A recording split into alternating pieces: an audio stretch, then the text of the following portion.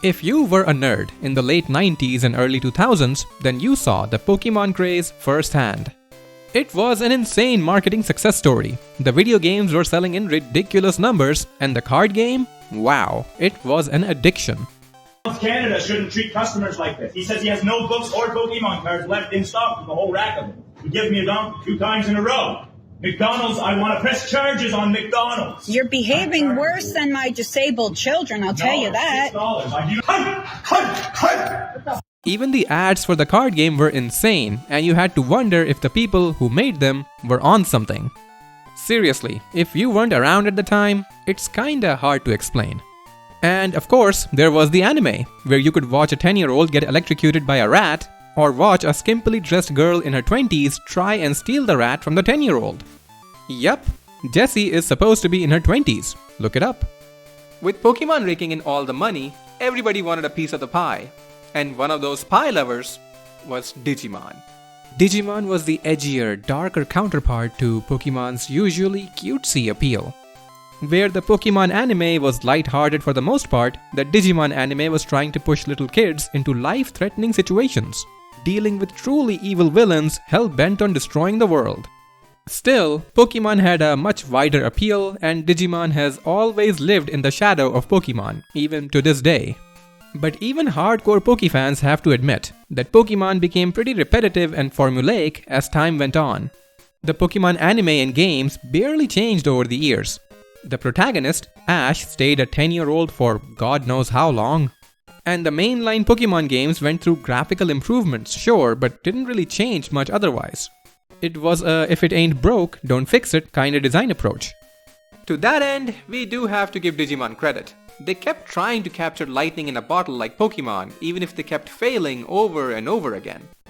And the Digimon games on the PS1 are prime examples of that. The first one has a cult following to this day, even though I personally didn't really enjoy that one too much. For me, there's something really disturbing about being face to face with incredibly powerful monsters who keep telling me that they need to poop. And if I don't take them to the bathroom in time, then they'll take a dump right there as I stand and watch. That just does not sit right with me. I don't want a manly humanoid lion telling me that he needs me to accompany him to the bathroom or he'll shit on the floor. Still, even with all that pooping, the first Digimon World game sold quite well. So for the sequel, you would imagine that they'll build off of that idea and improve on it. Maybe even cut back a little bit on the endless pooping that the Digimon had to do.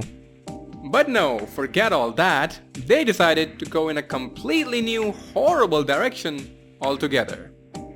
Gone were the inspired and somewhat haunting environments of World 1. Instead, now we had randomly generated dungeons that looked like ass. Like, really, how did we go from this to this? It's so bland and boring and blech.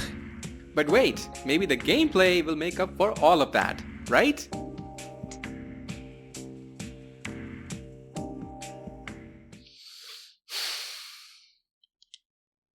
You are a young protagonist who needs to complete one final training mission so you can graduate and become a proper Digimon tamer. The game starts with an old man taking you, a young kid, into a dungeon, which are called domains in this game, but they're dungeons. That's right, an old man and a kid in a dungeon alone. I already have a bad feeling about this. That's pretty messed up when you think about it. Like, yeah kid, you wanna graduate? Well, you'll have to go to a dungeon with me and then we'll think about it. This guy even looks like a weird, closeted pervert. Anyway, you then have to fight a Leomon, who is a bad guy here. Why is he a bad guy? Who knows? The game doesn't really think it's important to mention something like that. After the mission is over, you get to pick which team to represent, and whichever you pick will give you a different starter Digimon. The virus team gives me Devimon and tells me to go out and take care of a new mission. This is pretty much how the game works. You go to domains, fight the bosses, go back to HQ where your leader will pat you on the back and tell you to go out and complete more missions. While in domains, you can run into wild Digimon. And the people who made this game wanted to take a page out of Pokemon's book because you can catch these wild Digimon, or befriend them, as the game calls it. One thing I would give this game credit for is the variety of Digimon available in it. There are a lot of them. Plenty of rookies, champions, ultimates and megas to train and grind for. And if you are a fan of Agumon, you can even have a team of 3 different Agumon. Wow, how exciting. Well, one of the most fun things about Pokemon is the ability to catch new ones, level them up, evolve them and use them. We can do something similar here. Catch new Digimon, train them, level them up, and...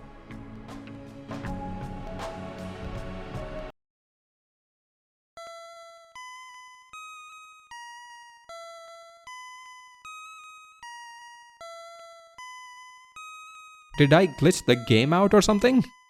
This can't be real, right? For the last level, I just needed a little bit of EXP. Now I need 99,999,999? That's a little much. The wild Digimon around me only give like 10 XP. Well, the people who made this game didn't think it would be a good idea to explain any of this, but there's a whole process involved here. The answer lies within DNA Digivolution. If you're a fan of Digimon, you know what that is. It's when 2 cool Digimon fuse together into an even cooler Digimon, like how Wargreymon and Metal Garurumon DNA digivolve into Omnimon. But the problem is, Digimon World 2 has a different definition for DNA Digivolution. Here's how it works in this game. When a mommy Digimon and a daddy Digimon love each other very much, they can fuse together to form a Digimon of a lower stage than they were. Wait, what? Yep, they are literally listed as parents of the resulting Digimon. The baby Digimon they leave behind is now immediately an orphan, I guess. Imagine if that's how it worked in real life. If you wanted to be a parent, you'll have to literally stop existing. But the child can reach a higher level than the parents, which is worth it, I think. So yeah, every couple of levels, your Digimon will hit this level cap, so you'll have to find them a partner, sacrifice them to get a new Digimon with a slightly higher level cap, and then level that new Digimon up so you can move forward with the game. But you could ignore this whole thing if you wanted to, if you don't care. I've done a playthrough of this game where I did, and you can check that out for a few giggles if you feel like it. But even if I could ignore all of that, what really pisses me off is just how slow the battle system is. Just watch how long it takes to start a random battle.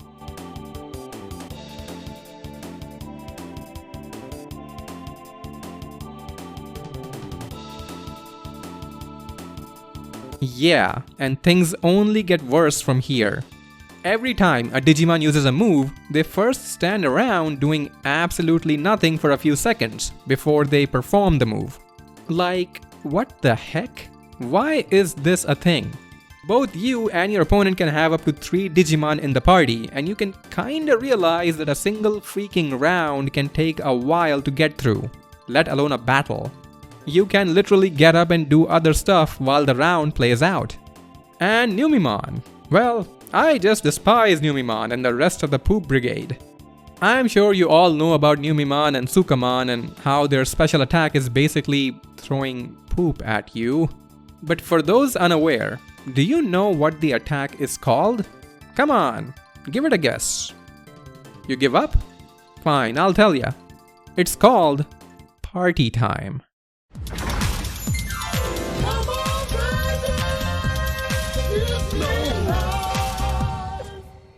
What kind of sick, twisted individual would come up with that name for an attack like that? I'm telling you, some people behind Digimon have a weird poop-related fetish.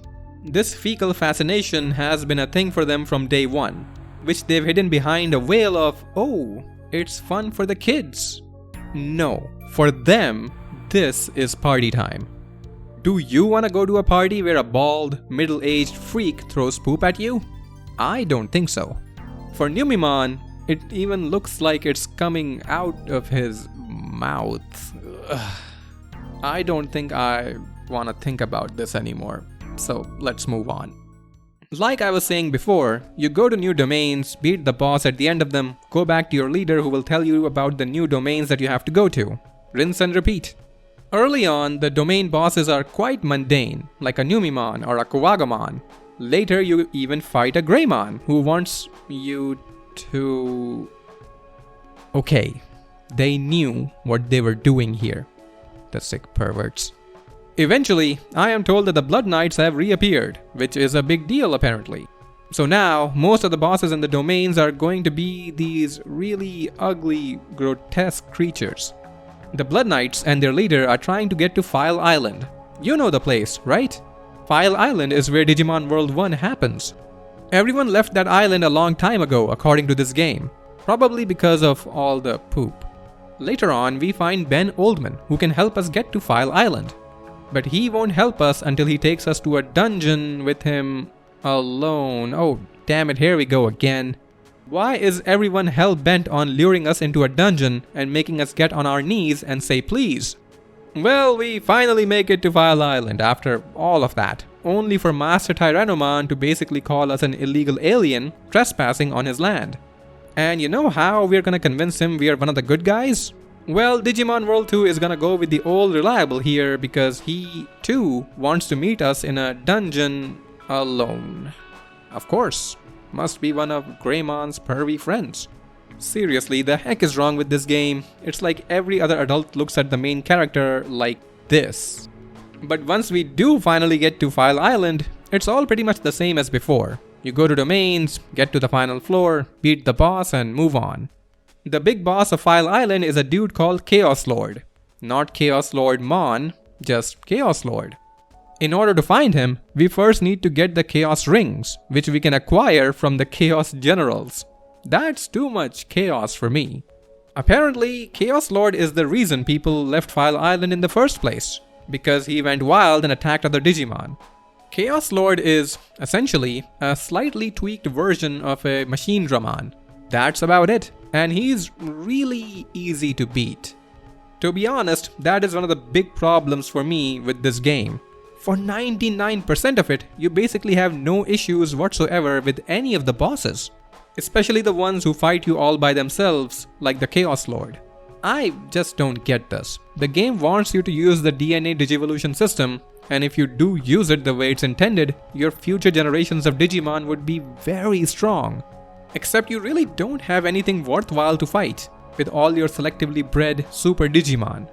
There are literally only 2 fights in the entire game that can give you any trouble at all, and one of them is the final boss. The rest of them are weak pushovers that are all talk, like the Chaos Lord. At this point in the game, the domains start getting really long with a lot of floors between you and the boss. It's not fun. It takes a while to get through some of these floors, and you need to push through a lot of obstacles. There can be a lot of wild Digimon on every floor. If you aren't interested in catching any or grinding levels, which would be the case most of the time, then you just have to try and get away from them. But that ain't easy, because they follow you around and try to initiate battles on their own. And for some ungodly reason, some wild Digimon can move 2 steps for each one of yours, just to slow you down even more. And if you thought that's annoying, well, it's just gonna get worse from here on, brother. Because you can find traps lying around pretty much everywhere, just waiting to mess with you. Most of them are invisible, just to piss you off. And many of the trap locations are just plain evil. It's like the game itself is mocking you. Oh, where do you wanna go? You wanna go up? Nope. Oh, maybe you wanna go down. Gotcha again, nerd. Oh, you want that item, huh? Yeah, come and get it. Oh, so close. Try again. Ouch. Try it one more time. Come on, you'll get it this time. Yeah, that's right. Now get on your knees and say please. Oh, where do you think you're going, loser? Don't even get me started on the bugs. The return bug especially must have been made by the devil himself, an unholy creation that should not exist. Well, you gotta learn to be prepared before you go to these hellholes. But really, sometimes the game will spit in your face anyway. Okay, let's get back to the story. First, I want to talk about this guy. Commander Damien. He is the only human Blood Knight besides Crimson, the leader, and he's pretty screwed up in the head.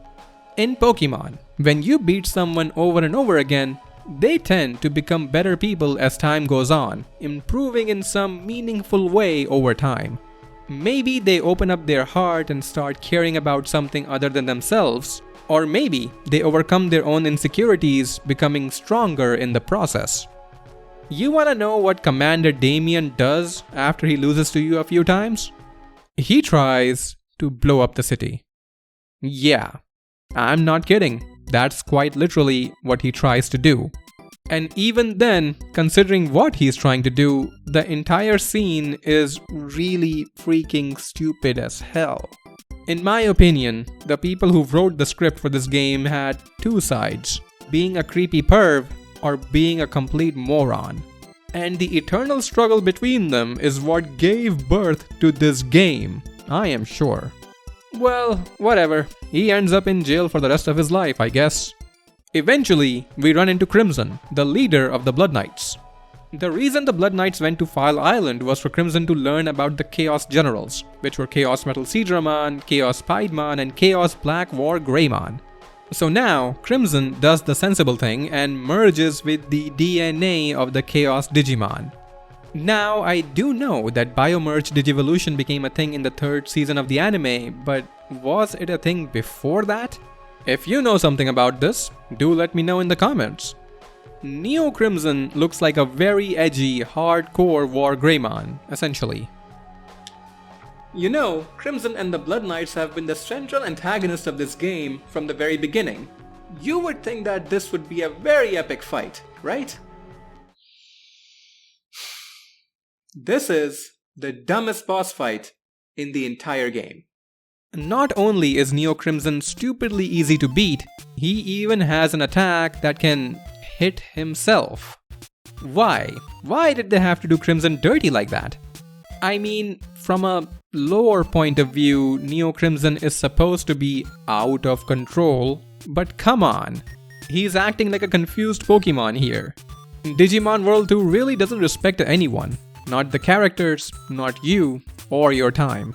The story after this kinda tries to imitate The Matrix, except in a really dull way. It turns out that everyone is trapped in the digital world until we stop the ultimate life form called Overlord Gaia. And we have to do that in space. But before we go after Gaia, we have to meet the Guardian. You would think this would be a pretty epic fight, but you'd be very wrong. The Guardian is garbage.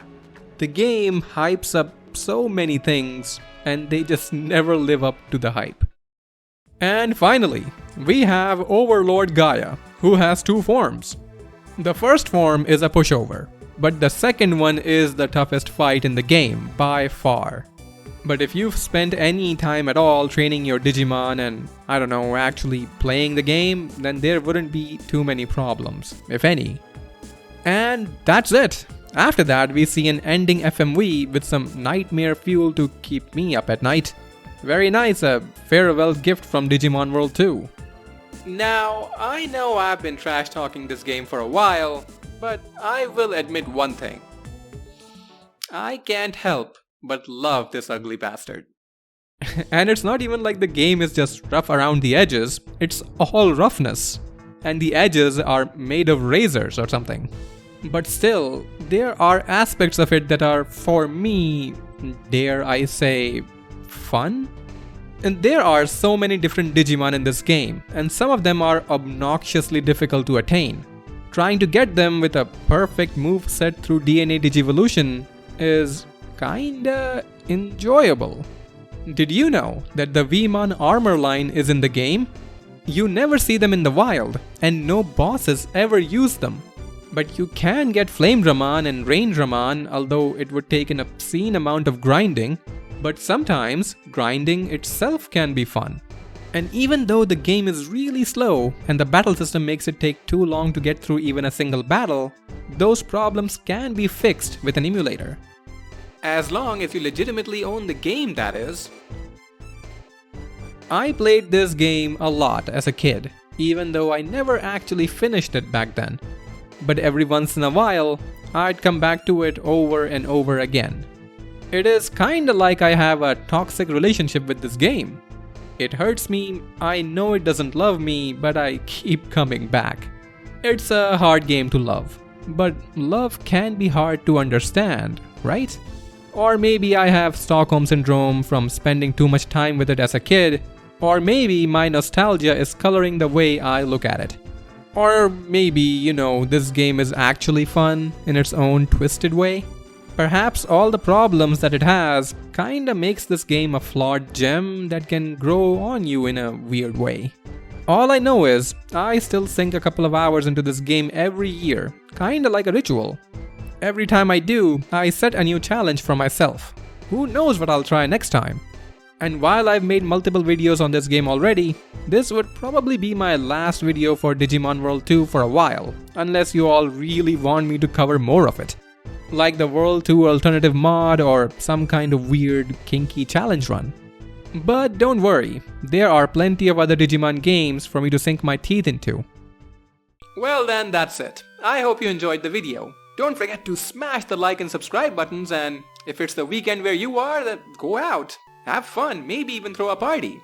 But if you want a Digimon World 2 kind of party, then I think you know what you need to do. I'm sorry.